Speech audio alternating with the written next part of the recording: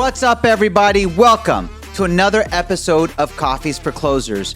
Today, we're joined by the truly remarkable guest, Miss Mindy Stearns. She initially captured attention on Oprah, and since then, she's made significant strides as a passionate advocate, actress, and philanthropist. Her commendable achievements include being honored as Woman of the Year. She's also the Chief Kindness Officer at Kind Lending. She was recently recognized with the Humanitarian Award. She served on the National Park Foundation Board of Directors. Not to mention, her broadcasting prowess has earned her a Golden Mike Award and 2 Emmy nominations. With a profound impact on both entertainment industry and philanthropy, her journey is a testament of the power of seizing every opportunity. Today's powerful guest is none other than Mindy Stearns. Let's go. Can I Liz, the audience, that was an amazing intro. Thank you. Let's go. I'm so stoked. To be here. So stoked you're here. I love my little cup of That's it. It's yours. Oh my gosh, thank you. You're the first to get it. You know, we just got these in today, and you're the first. You're the first person. Cup virgin. Here we go. Let's do this. Cheers, Mindy. Thank you. Thank you. Oh. Thank you so much. Thank you so much for coming. I know you're really, really busy, I'm and never too busy for you, Joseph. you know I'm blessed to have you here, and you know our we're really stepping up our game with our guests. You know you're Wow. you're an awesome guest, and we continue to get such great, insightful guests. And I think today, as we honor Women's History Month, and as we really honor what the achievement of women in the mortgage sector, you're really you dominate the space. You've been an inspiration to many women, and your position at Kind is such an awesome position. I love it. I love it. I love being Chief Kindness Officer. I love that. And we know that behind every great man, there's always a great woman. And in my success, I always attribute my success to my wife, because she's always just given me the necessary direction that I need to win in every environment. And you've obviously been with Glenn 21 years now. Yeah. We've been together. Yeah. It's been a ride. It's been an incredible ride. I mean, I always used to say, he was a star in his own right when I met him, and I had my own star, and we just created a supernova when we came together, and then things just started going crazy from there. You guys are the quintessential example and of a powerhouse couple. But what really I admire about what you guys are doing is you guys are just humble servants at the end of the day. You really aim to serve and aim to help those that are less fortunate.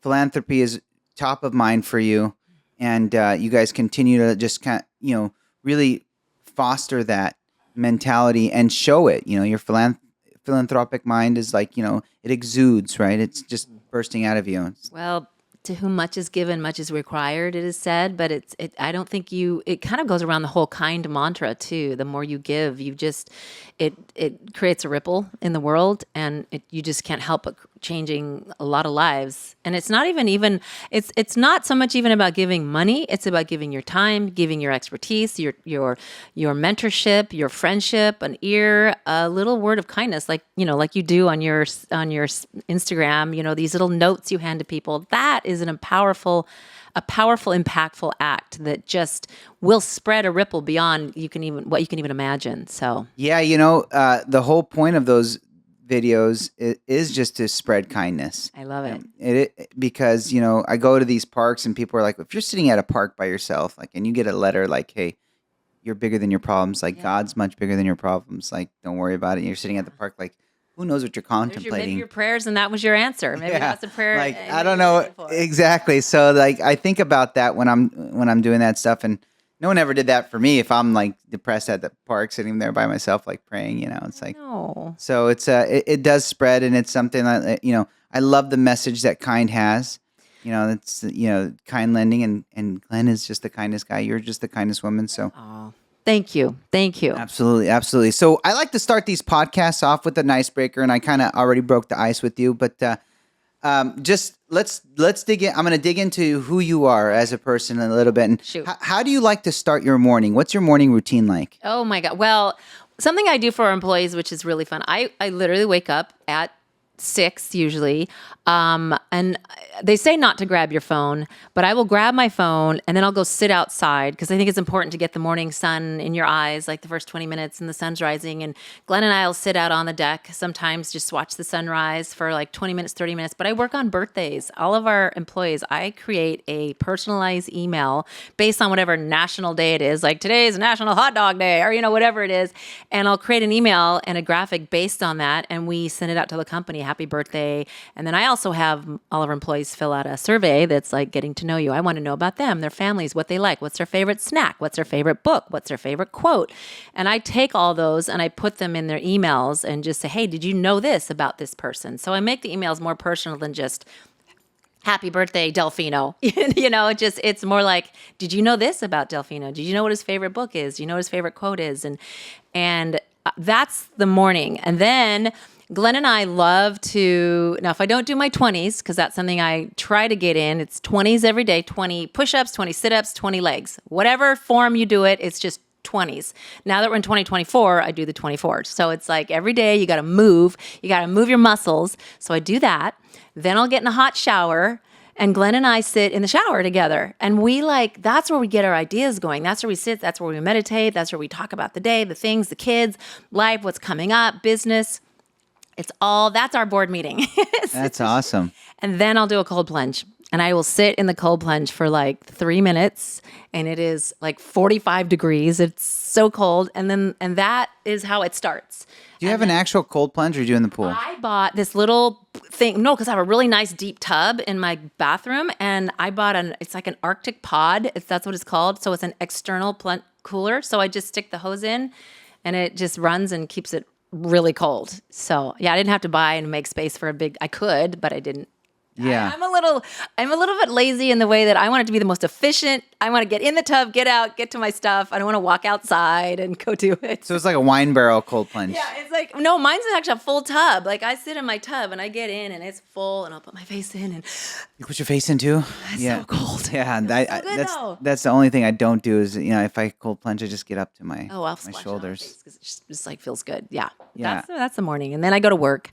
Sometimes we have in office 3 days a week for sure. Tuesday, Wednesday, Thursday. Monday and Wednesday has kind of been floating. I'm usually in.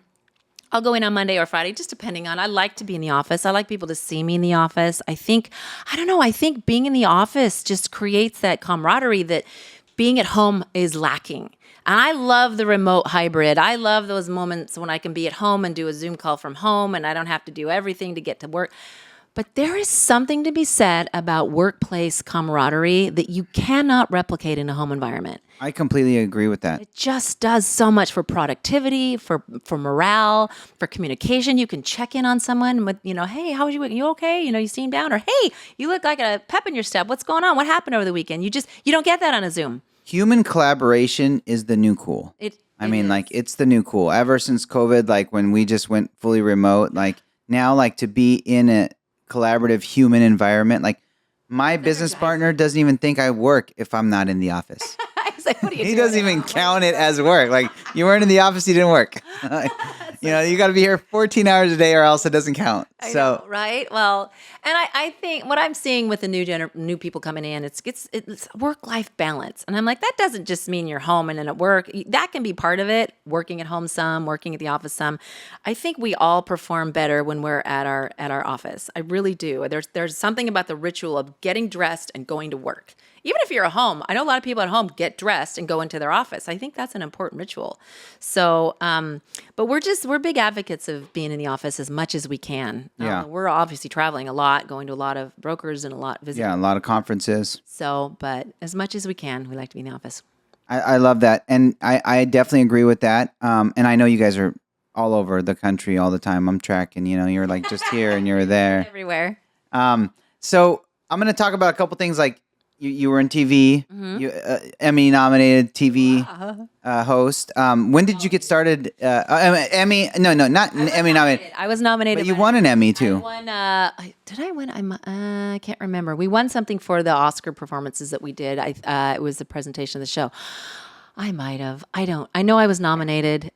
Yeah, I mean, we saw you got so many awards. It's hard to keep track. I'm grateful and I'm humbled by them. It's nice to be recognized, but I don't do it for that. I do what I do because I love it. Yeah. I love what I do, and then if you get rewarded for it, what a bonus. You're right.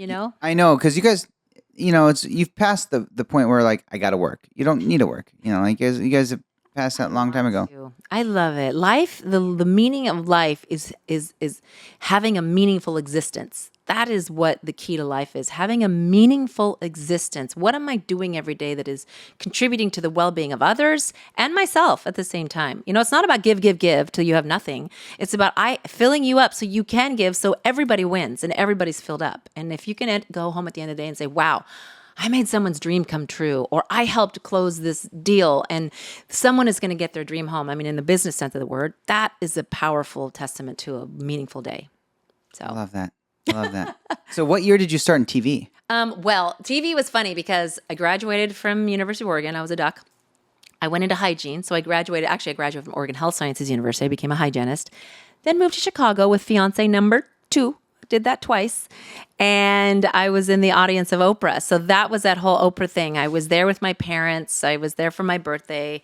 And I had this strange, really weird skill that I can do animal calls, which it's very odd, but it opened the door. They're going, what? To a career in media and television. You never know. Fly your freak flag. You never know what door's going to open. Should I be like worried about my dog's hygiene? I never thought about that, but I always, I did think about it when she's. Dog hygiene. Yes, you should be brushing your dog's teeth. How often? Couple times a month. I don't know. I hardly brush my dog's teeth, but every once in a while I have a Pomeranian and her breath. Yeah. But you know what you need to do? I will give you one dental piece of advice that not a lot of people know. And my dad uses this graphic story. Brush and scrape your tongue. If you have bad breath or halitosis, scrape your tongue. And I will give you this visual and you will never forget it. If a dog poops in the middle of a room on your carpet and you just blow a fan across it, that's what you're doing. You're blowing a fan across whatever's on your tongue, the bacteria, the waste. And if you scrape your tongue, you're going to get rid of the poop. But if you just brush your teeth and use air freshener, or breath spray, it's like putting air freshener in a room and not getting rid of the source. Yeah. So, no, I scrape my tongue. Very, very smart. As part of my hygienic. I actually use mouthwash. And then I feel like after I use the mouthwash, it kind of brings up whatever extra is on my tongue. Scrape, yeah. And then scrape. Yeah, very smart. It's like a double impact. Dental tip for the day. Scrape your tongue, guys. If you have bad breath, it's the reason why you got your breath. Husband or your wife. Halitosis is a terrible thing. It is. And floss. Yeah. So good. People are getting, not only are they getting entrepreneurial advice and kindness advice, hygiene and dental health awareness. Yeah, that's good. We're going to do a short about that. Okay. So you lucked. It was like really right place, right time. I mean, I was in the audience. She called for anybody to. Well, she was, and it was her producers. Does anybody have a fun talent they can share with the audience before we get started? Oprah's in her dressing room. She's watching everything unfold on her little monitor in her dressing room, and my mom was giving me the old rib nudge, like, now. Come on. You've been making these stupid, silly noises your whole life. Why don't you just open your mouth? So I did. I cried and clucked and crowed and barked and did all these crazy noises. And so Oprah saw it on the monitor when she was getting ready for the show. And so when we all sat down and settled, you're doing noises? I was doing animal calls. Yeah, I was. What? You want me to do one? Yeah. Really loud. I don't want. So.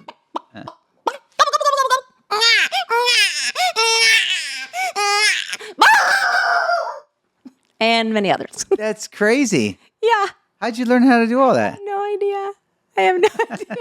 That's amazing. So that got the attention of Oprah, which got me on her stage, which ultimately took me up to her dressing room and had this dialogue. And then that opened the door. And suddenly I was a radio guest on so many morning shows across the world in New Zealand. Doing those calls? Yes. They'd have me on. The sound effects girl gets pulled out of the audience of Oprah. Oh, my God. And in the course of doing those interviews, I had one station in Michigan say, hey, have you ever thought about radio? And I always had that in the back of my head. I wanted to do something in radio or media.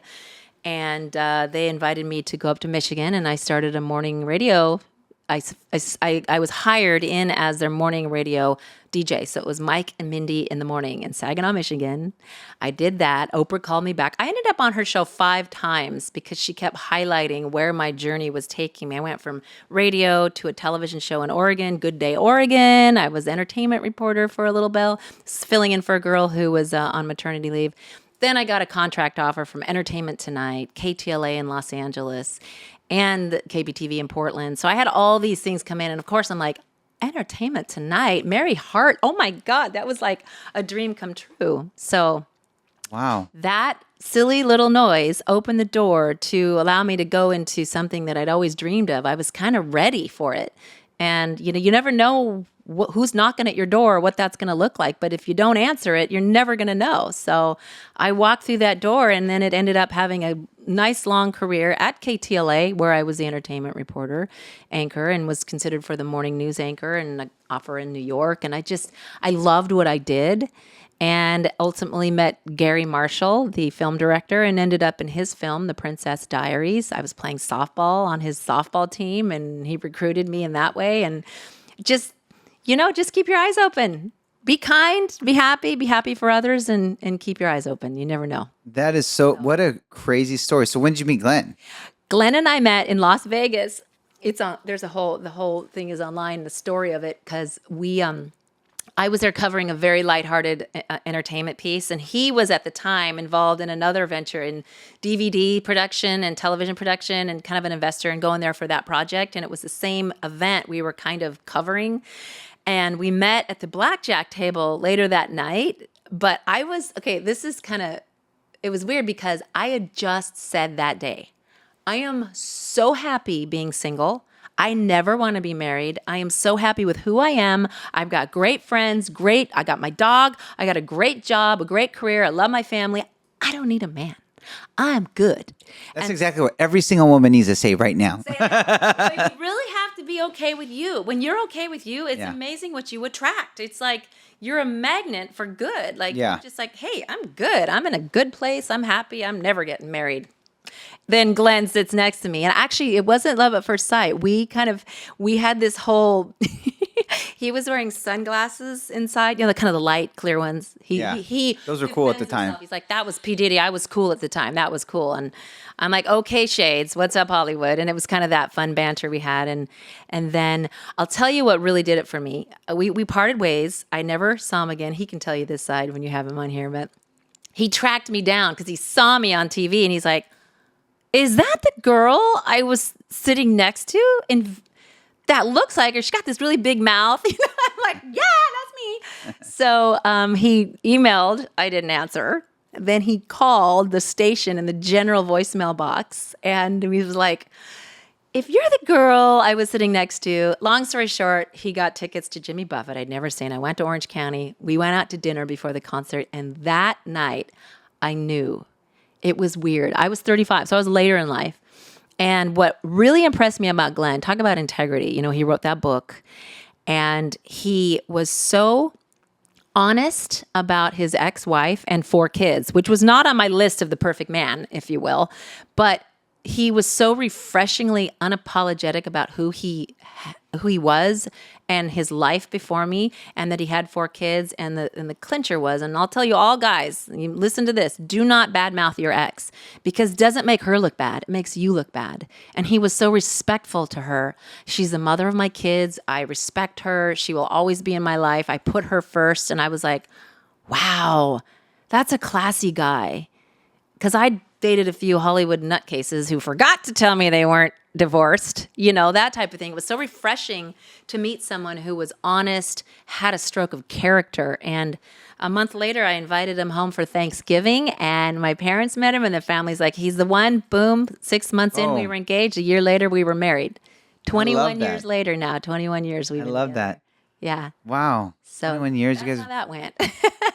You did right though. You married an amazing man, and yeah. And I admire Glenn so much. He's been, and now I get the benefit of getting his like direct mentorship and insight. And He's an awesome He's been guy. through a lot. I mean, I don't know if you read his book, but if you haven't, it really covers the arc of his life from just a lost kid.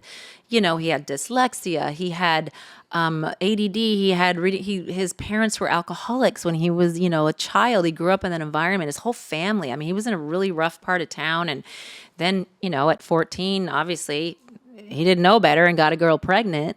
And that just changes your life. Or that could have been a direct path into the gutter, but he somehow was able to pull himself up by the magic of a few people that just inserted themselves in his life to say, I believe in you.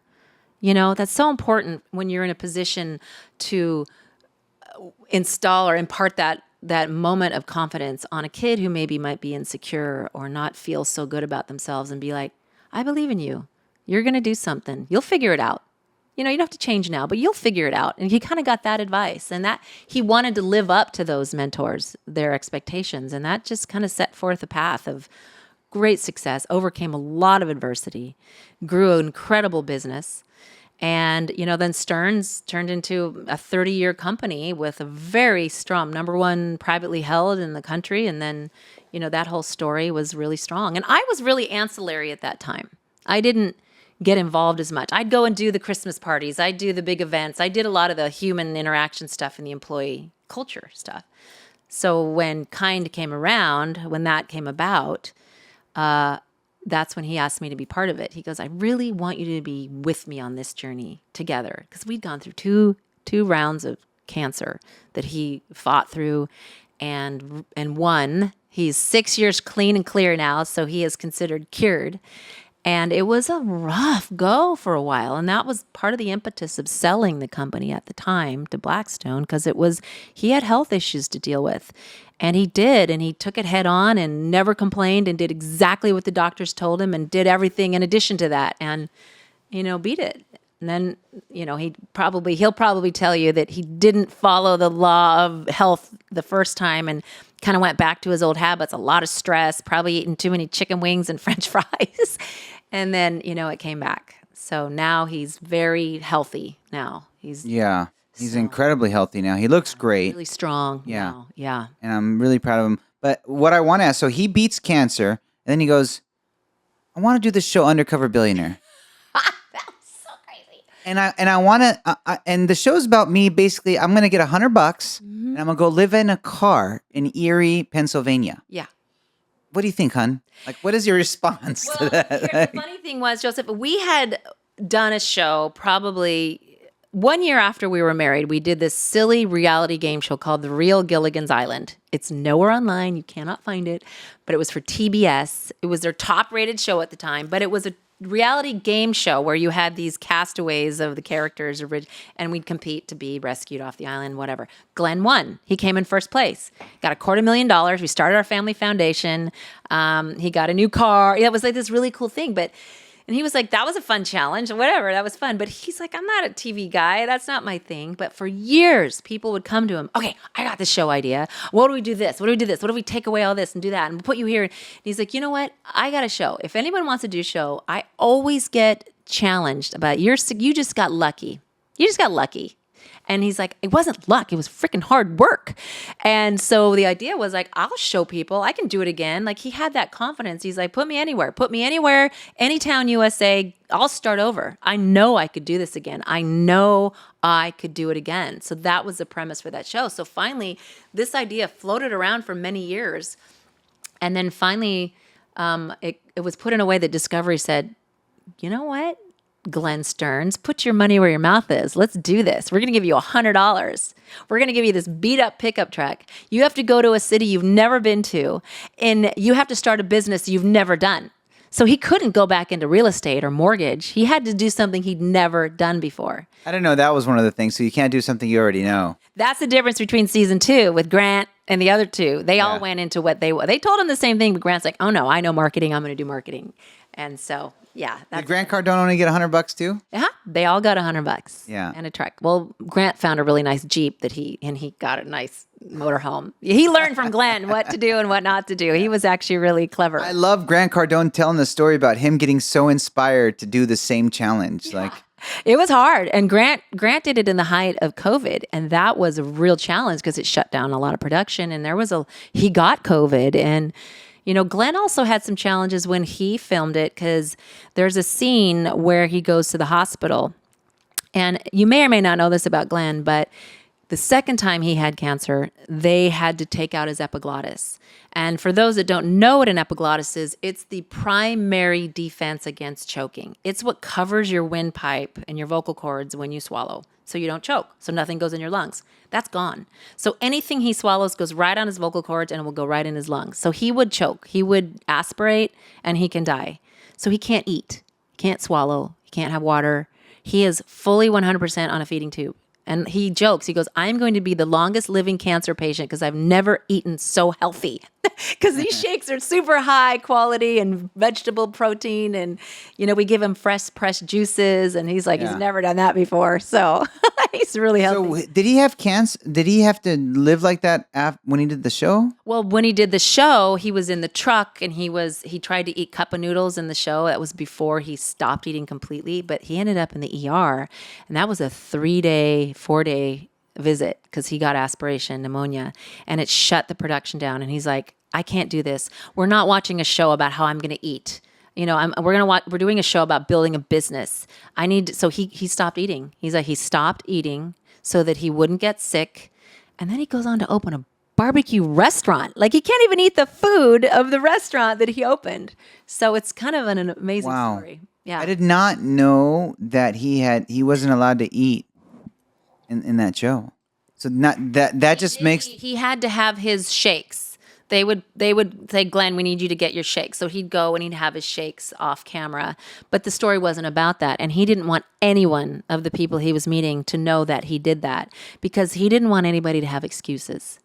And he never uses excuses. And so the very last episode of the very last show, he reveals that he's had cancer and he's on a feeding tube. He's like, I'm alive, but this is what I deal with every day. This is my crutch, if you will. This is the excuse I could use to not do what I want to do. He could have used it to not do the show, but he didn't. He's like, I'm going to do the show. I'm going to prove I can do it. And, so. That just adds a whole, because I didn't, I watched the season and but I didn't know that he did it all on a feeding tube. Yeah. You don't see it. He does. It's never part of the show because he's like, that's not an important part of this story. But it just shows that how resilient one can be and what one can overcome. You take a billionaire, you strip him of all his money, you give him $100. His family, his luxuries, his everything. The shirt off his back, a warm coat, an old pickup truck to just. And you strip me of food too. Like he like I said, he did eat. He did have his food, but it's like he couldn't. He tried in the beginning to eat. He tried the cup of noodles. He tried to do it. He tried to taste. There's a scene where he's in the truck eating. The other part. Yeah, that's when he had the cup of noodles. That's when. Yeah, I remember that. There's a scene where he was at another restaurant that he was like, "Wow, it's called I think it's I can't remember the name of it. Something Hill Barbecue, and it's like they sell out every year." And he was trying their food, and you can see him chewing it, but then off camera he had to spit it out because he couldn't swallow it. He'd be sick again. So when he tasted it, he's like, oh, this is great. And then he had to spit it out. So you don't see that in there because it's just not part of the storyline per se. It was, you have to have a whole nother story just to explain what that was all about. But the idea was, they're filming 15 hours a day for 90 days to create 8 episodes. Imagine how much footage was in there they didn't use. So It was a grind. And he almost gave up. But Glenn doesn't give up. Yeah, he does not give up. And he's coming back and he's like, he's already, you guys have grown so much as a company in a very short period of time, I think, to gain so much market share, be already recognized as the number 4 or 5 top wholesaler in the country. It's amazing. And I'm glad to be a part of your guys' success too. And we're going to continue to help scale the Kind platform as much as we can, just because we are all about partnerships here. We're all about really getting closer to our partners, understanding their stories, understanding their goals, understanding how we can, have a synergy between us, because it's obviously, we want to serve you guys, and you guys do the same for us, and we appreciate that. Win. Yeah. I mean, It's a win-win. we've had really fun this time around. After Glenn did the show, he always says, I love being in the game. And that's what it was. He came back and he told Blackstone he was ready to, hey, I can turn things around. But they're like, oh no, Glenn, we're going into BK. Sorry. And he's like, what? That was a rough time because he really wasn't even running it. He had sold it. He was just on the board of directors and they decided to go BK. And he was like, oh man, right at the same time the show came out. So he's got the Wall Street Journal calling, are you Undercover Billionaire? Or are you bankrupt? Like, what's going on? And he's like, it's my name. They have my name. I have nothing to do with that. So it kind of, Glenn thought about it for a minute because it wiped him out of everything they owed him in the sale, everything that was due. And I understand it. He's not bitter. It's business. That's what they do. They're really good at doing that stuff. There's no ill will. It's just what it is. But he said, okay, now I have an opportunity. I don't have a non-compete anymore. I want to go back. I want to do this again. And I want to bring the people I always love, the best of the best together. I want to create it. I want to call it kind. We need more kindness in the world. That's a fun way to make this mortgage space kind of stand out because, mortgage, you've been in it long enough. It's a dog eat dog. It can get rough. And the market can beat you up. So there's a lot of stress in this business. And he's like, why can't we have fun? Let's have fun. Let's make fun of ourselves. Let's, call our Porter the Quickie. Was it good for you? So we have a lot of fun with our taglines, with our calls, with our employees. And culture is extremely important. And that's where I come in, is part of the culture. I love it. I love what you're doing with the culture because the kind culture. Let's talk about that actually. Yeah, Describe to me the kind culture. Well, And what makes it so amazing?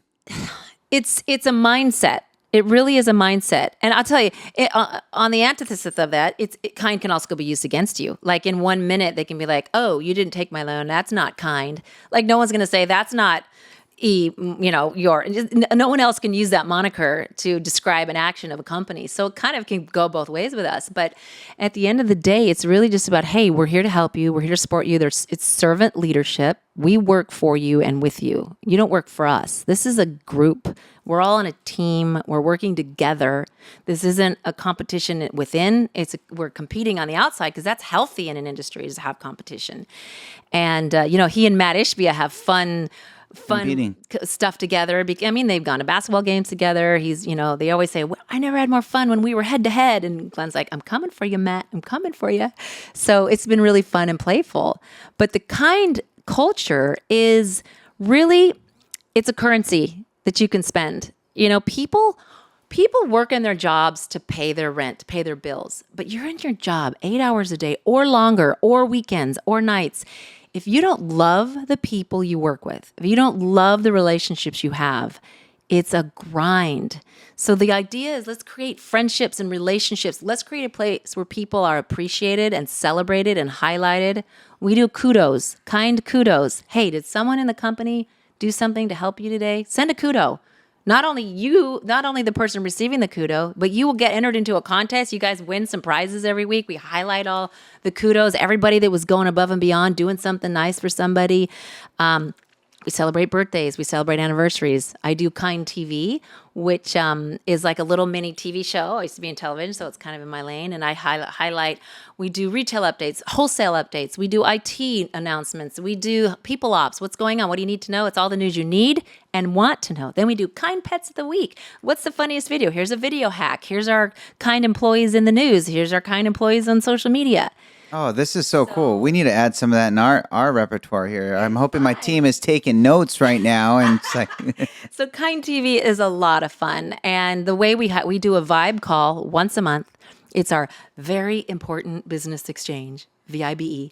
And it's a company-wide Zoom call. Glenn and I get on. We go live in their studio, and we're like, hey, company, here's what's going on. Here's the announcements you need to know. Here's who we're celebrating. Happy birthday to so-and-so, whatever. Here's an update from IT. Here's the security stuff you need to know. It's less than 30 minutes.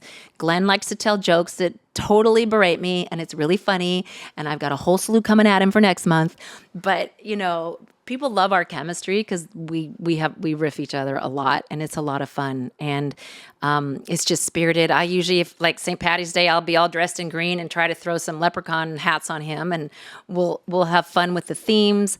We do a Halloween Zoom costume contest for our whole company. It's the ugly sweater contest at the holidays. We do contests. We do highlight our employees. We do raffles. We give away swag for our company. We do scavenger hunts. We have our Kind Fun Council. That's a group of employees who all are part. We just had one today.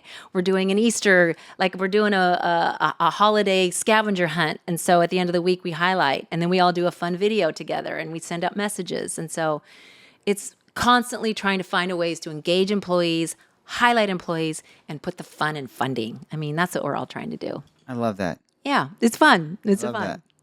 So Fun and funding. So you guys, basically kind of retired after the Blackstone. Then you traveled the world on a big old yacht, and then yes, what do you think the biggest source of inspiration for going back into business was? Well, we picked up our family and moved to Jackson Hole, Wyoming while Glenn was going through his cancer. And that's where he recovered. That's where he went through his healing. And then from there, then we did the world voyage with our kids. We took our 2 little ones out of school, did homeschooling with my husband's ex-wife. You probably read that, but she was a teacher. So we brought her along, and she homeschooled the girls in the morning, 3 hours of school, then they'd be on a field trip. So we did that over a year and a half, hit 37, 40 countries, showed our kids the world, and came All 6, back. that's 6 kids, right? Is it 6 or 5? Well, the older ones, they're already off on their own in their 20s and above. The youngest boy was working on the deck, as a deck, like below deck. He was one of the crew. So, we're like, no special treatment. He's one of the crew. So Glenn is very adamant about that. He's like, I don't want my kids to have any special treatment. Because I love that. Yeah, I know. I saw that. We went to the event at your house, and he was part of the valet crew. Yeah, he's working, and he's a great kid and great morals and great values. And the oldest one had to mow lawns they both did. The 2 oldest all mowed lawns during high school to make money to go on trips and do things with their class. So we had them invested in their own experiences. But we did that. We had a wonderful trip with the family. The cancer came back. He did the show after the second time. And then he's like, okay, we're in Jackson. And then it was like, I got this bug. I want to go back. I don't know what it is. I want to get back into it. He was like stir crazy. He's like in Jackson. He's like, I'm looking at the elk, the moose, and the deer, and the owls. And I'm like, okay, beautiful. There's another fish jump in the lake. This is beautiful. I want more. Glenn just can't sit still. He's a little ADD. He's always like moving. So picked up the kids, moved back, put them in school. And both of our kids were able to move up forward a grade. They were very ambitious because the world travel, they'd seen a lot, and they moved up a grade. And now we're just back in it. Here we are. Sold the boat because we bought a land ship, if you will. And we're here. We're building a business again. And it's been fun. It's been really fun. That's so cool. It's such a great journey. Yeah. And it's an inspiration. And those listening today are going to be like, wow, like, what are my excuses? No excuses. Like, there are no excuses. Like, why? Like, here Glenn is. He did it how old was he when he got back? When he got back from the trip? No, when he got back into the business. I want to say 56. 56. Yeah, he just turned cancer 60. twice. He's cancer twice. Can't eat. And started from nothing. And opened a restaurant. And if you talk about inspiration, like you go from, like you're retired, just beat cancer, like, and you don't need money. Like you're hungry for win. You're hungry for he loves the game. Mm-hmm. He loves the game. And that's what it's about, and that's what it's about. And as long as you're in it for the game, everything else follows. It does. Success follows, money follows, philanthropy follows, servitude follows. I think it all, Joseph, I think that at the end of the day, it's you have to be, like you said, what you talked about earlier, you have to be kind to people. And I don't mean just the people who can do something for you. I mean, everyone. Our daughters will stop. Our little one will go up to a TSA. Oh, I like your hair. Oh, I like your nails. Oh, I like your color of your eyes. Like, she's complimentary. That little compliment from a stranger changes their day. Like, I know our building, the guy, his name is Justin. He managed, he's down in the security. I'm like, hey, Justin, just saying his name makes him feel seen and heard and, relevant and important. And it's those little things that just make people feel like a human and like, oh, okay, I matter. I exist. And We have the gal who cleans outside, Rosalba. I'm always like, Buenos dias, Rosalba. She's like, oh, Miss Mindy. And she's so happy and she just loves her job. And, you just acknowledge these people. Thank you. It looks beautiful. Everything's so clean in here. You're doing a great job. Little things like that just go so far in the world. That I want to talk about, like, because you are doing such a great job with your kids. Like, your son was serving at the valet. Your other kids were mowing the lawns. Like, one thing I think is a big struggle for parents and parents listening. It's like, how do we make sure that our kids aren't not spoiled by us as parents? How do we make sure that they have that same grit that Glenn and I have, right? How do we make sure that they maintain a servitude mentality? How do we make sure that the ways of this world don't corrupt their thoughts because too much money will destroy a child. Yes. Drugs, alcohol. Too much time. Keep them broke and you keep them busy. Keep them I like in sports. Oh, don't give them too much money. Keep them broke and busy. Yes. Keep them broke and busy. It's like, give them too much money and too much time, they're going to get in trouble. I mean, you give them too much allowance. We don't call it allowance. It's earnings. You earn it. You make your bed, you clean the cat, you walk the dog. I mean, some of these things are just being part of a family. Put your dishes in the sink. You read for 30 minutes a night. You do what you're supposed to do. Then you'll get some earnings. That's how you don't just get it. It's not just entitled. You're just not. It's not a right. It's a privilege, and you have to earn those earnings. So that's important to us, and it always has been. We've told our kids, you're not getting anything in the will. Make your own life. We're going to spend it all before we go. So, or it's going to charity, and it's going to charity. So we have a lot allocated towards charity.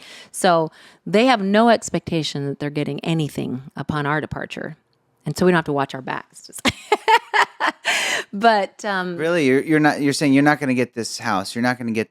It's all going into a trust. It's going to like we've set it up so that there will be, in the event something happened, they could come to the trust, the board, with ideas. You got a business idea, you got a proposal for education, you got a proposal, maybe you want to buy a house, you want to take a loan out from the trust. It's part of, you have access to this trust as to implement and improve your life, not to just piss away. So that's how we need to set up our trust. Too. So you got a foundation, you want to start a foundation, you want to start doing a charity event, you want to help the animal shelter, pitch your cause, and then you can partake. And that's kind of how we've set it up.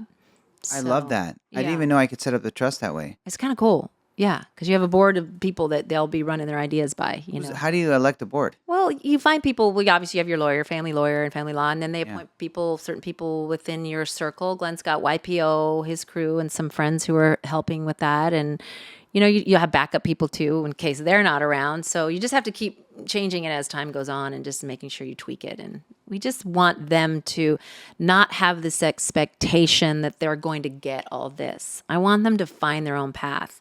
And if you don't give it to them all, they're going to hunger for it. If you give it, they don't hunger. Our friend, our family lawyer, really good friend, wrote a book called Entitlemania. For everything you give your child, you take something away. And the whole book is on the idea of raising children who aren't entitled and spoiled. Like, give them experiences, time with family, give them a guiding light, give them a philanthropy to follow, give them a cause to be interested in. Glenn did this really cool thing about 4 years ago. He sat all the kids down. He goes, I'm going to give you guys each a certain amount of cash. You're going to invest it. You're going to follow the stock market. You're going to find the stocks you're interested in, the companies. And then annually, you're going to give me an update. And at the end of the year, we're going to sit down with the whole family and we're going to run all the charts, see how your investments are doing, how your stock portfolio looks. Down to our youngest, who was how old was she? She was 10. So they got to pick their stocks, Disney, Nike, Apple, Amazon. And some got really creative. Our oldest son got into Tesla early on and he did some fun stuff with that. I mean, they were all looking and reading and educating. They got to talk to a financial advisor at the bank who helped them with the investment and where to allocate the funds. And then whatever they got over top of that, they could keep, and as long as they checked in. If you didn't check in, we had to chase you, you lose it. So it created a real responsibility and awareness of creating their own future. They all handled it differently. I'm not saying everything was perfect, but it was a really good model to start. Wow. Yeah, it was fun too. That We'd was sit down cool. at Christmas like, oh, who's ahead? We even, with our grandchildren, 2 grandchildren, they got involved too. And one of our oldest one, did really well. So Grandchildren? How old's your oldest grandchild? 18 and 16. Grandchild? Yes. Well, that was Glenn's daughter. He had at 14. Oh, wow. So she and I were pregnant at the same time. It was so funny. It's very father of the bride, right? Glenn's going to be a great grandpa. Oh, could be. Could be. We're hoping. He could be a great grandpa soon. God bless. Man. That's amazing. Amazing parental advice. Like you're really like diving deep. Now, you've seen so much success in your career. Like, what do you think the future of Kind looks like to you? Glenn has said this time around, I don't have an exit strategy. Before he kind of saw that towards the end and he was like, I'm going to ring the bell. Someone values me. That was the whole, the acquisition, and it was kind of exciting. And he will tell you that was probably the saddest day of his business life. His whole life was selling that company at the time. He realized it was too far down the road. He couldn't undo it. And he's like, I don't think this is right. And he really tried to stay on board and keep it in the right direction. It's just, the culture changed. That's all. It's not bad or good. It just changed. So he's like, I want to build this. This is fun. It's a game and it's fun. And I love the people. And I love the people that work with us. I sit in our morning management meetings. Every Tuesday we have our executive team meeting. And I just look around and I'm like, these are the best of the best. And they're really great people. And they're all doing their best. And we're all trying to spread the message and inspire our teams. And, it's not perfect. People get stressed. They do. That's just the nature of this business. But there's always reminders. Okay, we are kind. It gives you a mindset to aspire to at the first of the day. We're kind lending. That already it puts you in the mindset of being a certain way. So, that's the head start you have when you start the day. And as far as where we want to go, right now, sky's the limit. It's just fun building right now. And, showing people, look, we're going to do this with integrity, transparency. We're going to do the best we can. A good deal is a state of mind. Sometimes it's not always about the rate game. Sometimes it's about the experience, and a lot of the times is who's your person you're dealing with? Who's the person that you're on the phone with that's going to see it all the way through to the end? That is the experience you're paying for. And that's what you want at the end of the day. You may get the best price ever, but it was a painful, miserable journey because you were on the phone checking this, resubmitting, I need this, who's looking for this. And, you don't want that to be your experience. That's what makes people happy. Yeah, maybe I spend a little more on this place. I'm not saying, we have great rates. We have great programs, really good stuff. But, with it goes the mindset, the experience, and the relationship. And we're just trying to make an impact in the industry. I love it. And you guys are. You guys are making a huge impact. I think we need to partner because you are like impacting the social media world like a beast.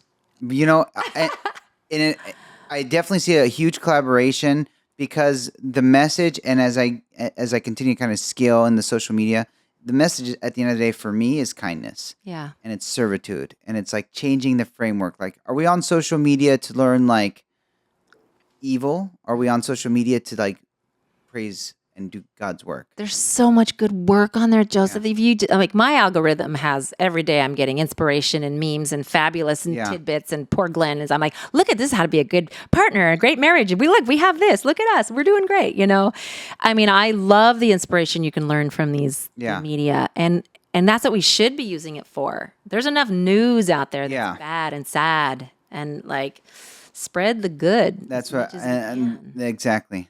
That's kind what of you're out there doing. I love it. That's what I'm going to keep trying to do. That's the message I'm going to keep trying to portray, and it's fun. It's another strategy, and it's another thing I check off on the box. One thing I want to ask you, because you've been through so much, and you've accomplished so much, and then you got back into the space, and I know we covered it, but just I like hitting this sure and drilling in on this is what.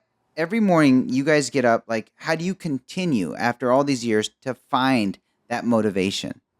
The motivation to go to work? The motivation to keep grinding every single day. That you guys are you're grinding every day. And you don't need to. I don't know. I get a lot out of the interactions with the employees. I get a lot out of highlighting our employees. I love that. If I wasn't doing that, what would I be doing? Like pulling my hair out, going to yoga, going to my spin class, Pilates, lunch with the ladies. I mean, I do that sometimes still too. But to me, I love going to the office and look, we decorated the whole office. It's Easter. It's everywhere. We got bunnies. It's fun. Or Thanksgiving or St. Patty's Day. Like I love the decor. Like our office too. Like when we moved in, it is not like any other office. Did you come over there? It's I have to visit. It is an explosion of everything. It's like yours. It's whimsical. It's fun. There's unique things to look at. I go in every office. I ask employees, like the ones that have the offices, what do you like? What are your colors? What are you into? What are this? So I get to decorate their office in a way that they like, not the way my designer decided to have our building look like. It's them. So they come into their office and feel surrounded by the things they love and images that inspire them. And, that to me is rewarding. Why wouldn't I do that every day? It fills my needs. It's a win-win. And Glenn too, he loves the game. He loves the game. He's like, okay, what am I going to do next? And he's always looking too for ways to get the message out, and he wants to mentor. And the more of a platform you have, the more impact you can have. Yeah. And if we can impact the world in a positive way, that's what we're trying to do. Just leave a mark, a good mark, not a scar. We want to leave a mark. Big smiley face. One thing I like to ask folks, because you have such a great organization, so many talented people that work at Kind.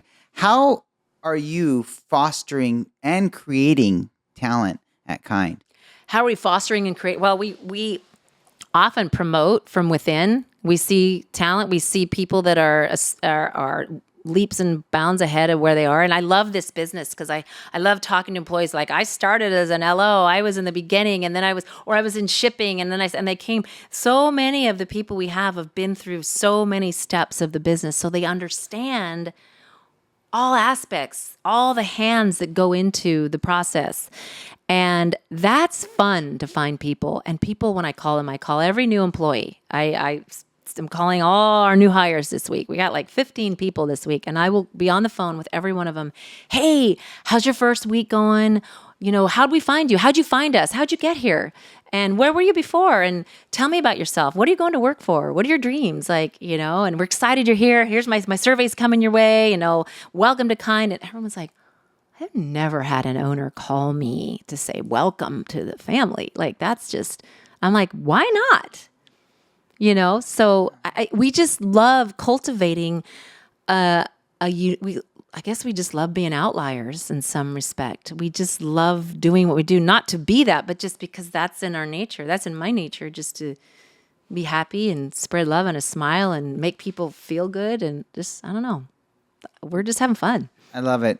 With all the success now, do you guys think you're still taking big risks? Or you guys are like, You know what, Joseph? Glenn is a risk taker. He always has been. I mean, for the last 4 years, we've been beat up. And I'm like, are you sure you want to keep going? I believe in you, but I'm just checking. He's like, we're going. I'm going all in. I'm going all in. I mean, we met at a blackjack table. We're all about risk. I'm not afraid. I love that. Yeah. And I'm like that too. And my wife is like, and people actually here at EMC, like, you're going to just give away marketing. You're going to give away leads. You're going to give away data. You're going to give away technology. Yeah. Why not? This is what we're doing. It happens. And it comes back to you somehow. Yeah. I mean, it's not, sometimes it's that whole thing of tithing, I guess, to you give, you get. There is a term that you get as much as you give. Like the more you give, you get more, but you don't do it to get. You do it because it's fun and you enjoy it and you do it to make a difference. And somehow by default, you get. Things come back. A mentor of mine told me, it's like, just do God's work. You do God's work, He does your work. He does. It's amazing. It's every single time. It's guaranteed. Don't worry, just do it. Glenn loves to say it. One of his mentors would always say, it's not my money. This is God's money. Because if it was my money, I wouldn't spend it all. I wouldn't be giving it away. He's like, I'm too selfish for that. But this is God's money, and that's where it's going. And we're going to try to spread as much as we can and as much kindness. And, and I feel like the Lord wants you to be fruitful too. Like you don't work hard not to bear fruit in the field that you've plowed. Like that's part of love. The more you plow, the more you grow fruit, and your family is full, and you can feed others. And that whole mindset, it's not about taking away from those that have made a lot, because those that have done well are giving it away. They're creating jobs. They're creating livelihoods. They're creating, the economy and industry and more by doing what they do and their risk. Because not everybody is a risk taker. Not everybody's going to throw it all on the line. Those are unique. Those are the entrepreneurs. Yeah. Entrepreneurial spirit is a risk-taking spirit. They're the crazy ones. Yeah, they are the crazy. And thank God for the crazy ones, because we all benefit. We all benefit from that. They're the crazy ones. And the crazier of an entrepreneur you are, somehow you're more successful. You are. And you can fall really hard. And you fall really, but you get back up really fast. You don't use excuses. You don't give up. You never give up. Yeah, we're relentless. We're relentless. You're a special breed. So I have a couple last questions, and they'll kind of strike you. So The first, it's a 3-pronged question. Well, before I actually start that, I do want to ask, because I didn't get to know this. Like, what are some of your guys' favorite hobbies, you and Glenn? Hobbies? Yeah, and like, how do you guys unwind? Because you guys are. We never miss a sunset if we can. I'm always like, I will call him wherever. Hey, where are you? Look at the sun. Look at the sunset. Or I'll take a picture if he's traveling. Saw the sunset today. Really? We also, it's kind of a cute story. When we met, one of the questions we'd asked each other is ourselves, can you see yourself sitting on a bench in your old ages, your golden years with this person? Can I see myself sitting on the bench with Glenn when I'm 90 looking back at our lives? And the answer we both said was yes. So when he proposed to me on a bench. And every time we see a bench, wherever we go in the world, we take pictures on a bench. We'll have someone take a photo of us. I have an album in 20 years. The amount of bench photos that we have from our travels all over the world is us everywhere on a bench. And there's beautiful benches everywhere. So we make sure we find our benches. Always find the bench. That is so cool. Yeah, that's pretty cool. And cool. We love to look at our fish tank. We have really cool live coral and fish, and it's very soothing. We love to watch the fish. We love to go bowling with the family. We started a bowling league, Stern Strong. We all have bowling shirts. Where do you guys go bowling? We go to Lake Forest or Irvine Lanes down here. That's cool. And we have a team. We go on Thursday night, and the family, it's like 8 of us. So sometimes it's 4, and they all Stearns, all Stearns. Even the boys' girlfriends now have their Stern Strong. We all have nicknames on the back of our shirts. I'm gonna do that too with the kids. We love bowling. It's such a fun family activity. It is. Top golf is fun too. We don't do enough of that, but I love top golf. Though. Yeah, it is. But bowling is easy and it's fun. It's right by us. Yeah, it's annoying. Yeah, and we all do that together. Watch movies, pinball. Glenn's a big pinball. We have pinball machines. Glenn was a pinball king back in the day. I heard the story. Yeah. So we have a Gilligan's Island pinball game. I bought him for his birthday. And we just played last night. He got like 10 million. I won the first game with like 8 million. So I did really good. So we're very competitive. So we'll come in the house. He's like, want to play a game? I'm like, let's play a game. Let's go. So we'll play a game of pinball, 2 or 3 usually. 2 out of 3. It's usually 2 out of 3. I had to ask that because I knew you guys have a lot of, because he's just such a fun guy. He's so competitive too. I get so freaking mad sometimes. It's like, they always said about Glenn, they're like, what do you love, or why do you guys make it work? I go, he's the first person I dated that didn't get on my nerves. He pisses me off sometimes, but he doesn't get on my nerves. But boy, can he make me mad. And it's good. Like, we get through conflict, and it would be boring if we both thought the same thing and acted the same way. It's good. There's a lot of fire. That's awesome. That's awesome. So this is the question I want to ask. So it's the first question is a 3-part question. What are your goals for this year? So what's a personal goal you have? Ooh. What's a family goal that you have for the family? And then what's a business goal that you have for Kind? A personal goal. Well, I am trying to get into getting my 20s in every day. It's hard to do. And I'm like, my tagline is like, no excuses, 20s every day, and I've been bad. I'm not doing. My goal is to be very consistent with that. And also, my sister-in-law had a traumatic brain injury in October, and we thought she was going to die. I saw that you posted that, and we were praying for her. Thank you. I just got a video of her walking without a walker. It was so inspiring. She fell, right? She fell 20 feet on her face, on her left eye socket, crushed everything in here. Her zygomatic arch, her occipital, her sight went She can't see out of her left eye. She can't hear out of her left ear. Even the ear doctor said, I've never seen a fracture that significant. She must have fallen for someone who's still alive. And so she's getting an ocular implant or cochlear implant. So Is Glenn's sister? my sister. Your sister? My brother's wife. I'm sorry. I consider her my sister. She's like family. She always has been. So we're going to go up and organize her house and get it ready for her to come home and just clean and organize. I love doing that. I love organizing. So that's part of the personal to help with that. I really want to do that with her nieces and stuff. And in my 20s, because we've been doing it for her. And then for the family, our daughter's going off to Tanzania. Our youngest is going to go this summer on a leadership adventure. And we just want to do a little more travel. We want to get to Switzerland. We have never been to Switzerland. I really want to see. The other daughter wants to study there. So, we may take a family trip. And I've got a high school kid. So really there's a goal to raise a decent, kind, functional human being who can graduate high school and have a life she's proud of. And that's really a family goal. The kids are all great. They've all turned out great. We've got really great kids. And business-wise, to the moon. We are going to the kind moon. I mean, we're going to land and plant the kind flag and fly it with pride and just try to make as many people smile and feel good as possible. Glenn's never going to stop. He just goes for it. He'll go for it.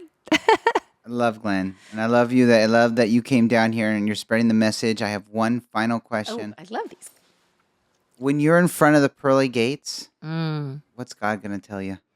What's God going to tell me? He's going to say, come on in. We can use a lot of kindness in here. We got all sorts of kind angels around here. Let's party. And let's have some peanut butter cookies because I love peanut butter cookies. That's right. That's what it's about, spreading kindness, because that's at the end of the day, when you're in front of the pearly gates, that's all that matters. Yeah, just come on in, join the party. I just want to join the party. I want to get in. I want to be on that list. And I want the bouncer to move over and let me in. And I don't want to have to slip anybody any money to do it.